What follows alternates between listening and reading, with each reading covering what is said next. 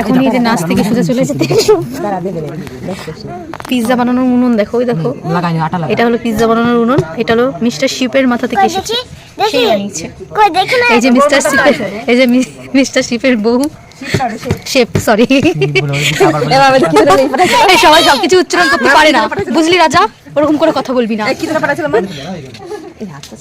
বৌদি এই যে পিৎজা খাচ্ছে, তো মামাম দেখি দাঁড়িয়ে দাঁড়িয়ে পিৎজা খাচ্ছে। না না দেবে না।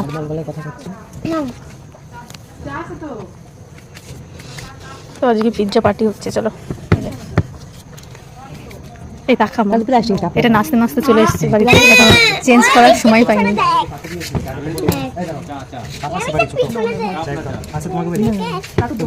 নাটুর দোকানে আছে।